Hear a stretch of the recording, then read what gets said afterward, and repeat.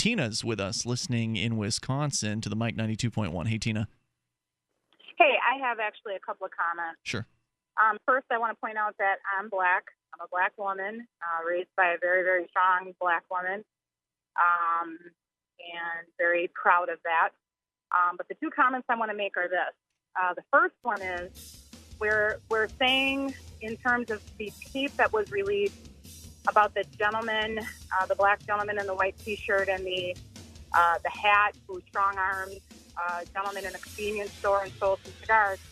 We're saying we don't know whether or not that's this gentleman. It may, you're right. It may or may not be. Right. Stand by. I want you to get to your second point, but hang on. We're going to bring you back for that. More with Tina in moments. Your calls are welcome as well here on Free Talk Live's Live Saturday show. A lot of people want to talk about Ferguson, police state. That seems to be pretty clear. If you haven't been paying attention until now, surprise! The police have been arming up with all kinds of tanks and guns and fatigues and basically pretending like they're the military, which, of course, is a scary thing, as one of the folks from the Cato Institute pointed out in an article we shared last night. When you start dressing the police as though they're the military and treating them like they're the military, that can change their mindset. Let's say move it away from respecting the rights of the people they're supposed to be so-called serving to just following orders and enforcing laws mindlessly.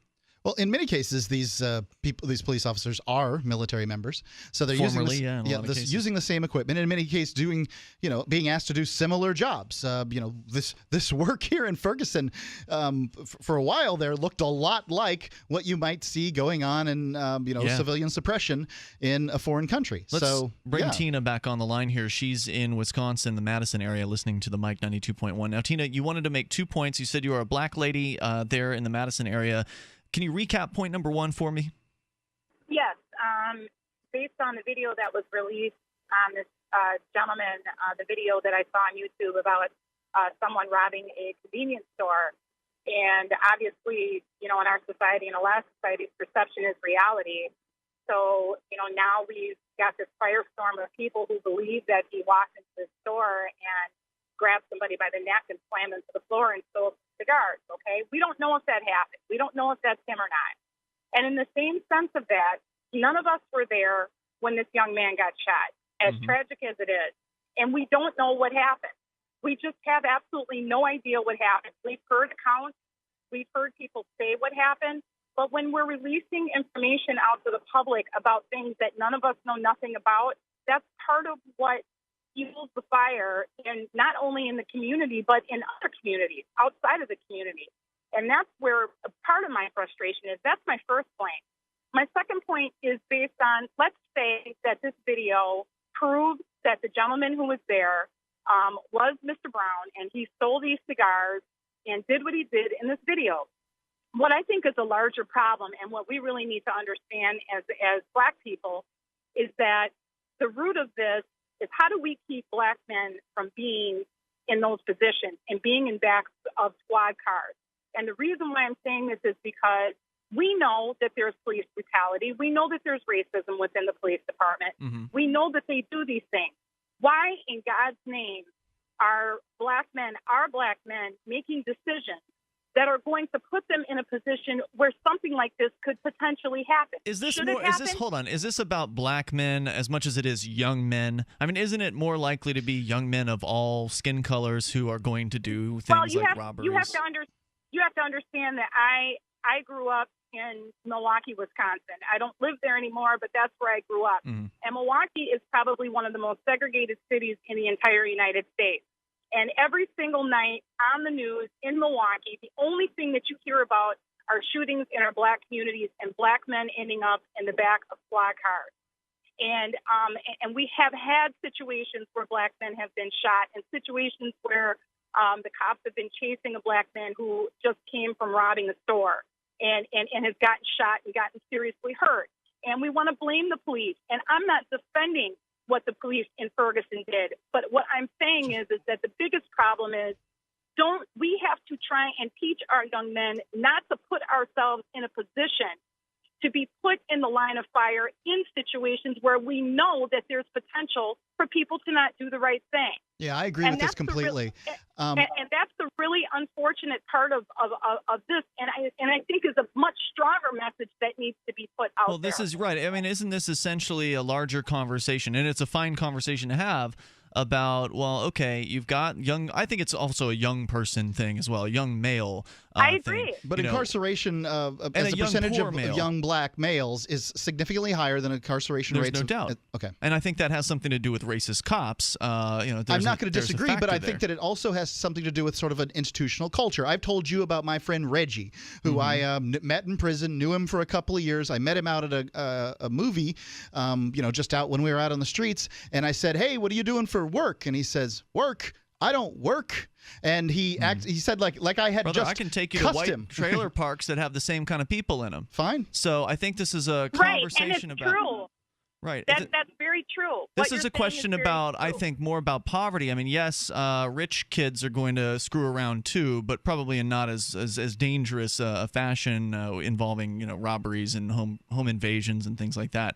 So then it becomes a question about poverty and how can we help people alleviate themselves of sort of the poverty trap, if you will. And I think that to answer that question, my answer to it is to get the government's boot off of poor people's necks.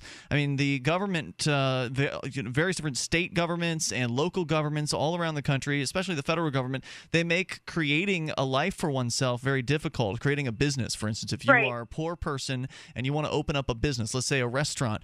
In most places, in a lot of cities, you would not be able to open up a restaurant in your own kitchen. But that would be a way for a poor person to begin serving food to people without having a lot of overhead over top of them to make some money to get some bills paid. And maybe if people could become entrepreneurs without having to beg some government bureaucrat's permission, we'd have more innovators. We'd have more people who were starting their own businesses rather than selling drugs in the streets. And, of course, we can also legalize drugs. I agree with that, but what I think part of that problem is, and part of what we have to do with that and what you need to understand is that if we are not teaching people how to value themselves and how to see themselves as valuable, it doesn't matter what the government gives you.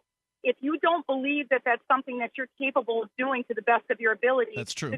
What they give you is not going to matter. I'm not saying it's going to be a panacea. I'm not saying it's going to solve all the world's ills. It starts with the community and it starts with the family. And I'm saying this from experience because I grew up unbelievably poor, ridiculously poor. And my mother taught me at a very, very young age. I mean, she talked me through it throughout almost my whole life. Look, there's going to be people who aren't going to hire you because of the color of your skin. There's going to be people who aren't going to like you from the black side because you talk like a white person. But you need to pull forward, and you need to understand your value. Tina, I mean, she pounded it into me. I want to thank you for your call tonight. It was very thoughtful, and I appreciate you taking this in a different direction. Thank you for it. The toll-free number tonight is 855-450-FREE. I love having the racial conversations where it's not like hidden and it's not charged. But you were a little white thug when you were 17, right? Indeed, I was. Yeah. You were 17. You weren't. Well, I wasn't as bad. I did a few things at school that probably were not so appropriate. But I really just wanted to be cool and fit in. Yeah. Honestly, that's all I wanted to do. I wanted to be cooler than the next guy. Well, of course, when you're 17, 16, 15, getting a job can be very, very difficult. I had a job since I was 12. Well, you're unusual, but in a a lot of cases... Now I'm unusual. I was just ordinary a second ago. I think that's unusual. I think that's unusual, somebody to be working a job at age 12. Did I say you were ordinary? If so, I was a thug. I said you were a thug at age 17. I don't know if that meant that you were ordinary. I was just kind of describing that. I don't think it's necessarily so much about it being black young people as much as it is just people who are in poverty and tough places to live. They feel like they don't have options.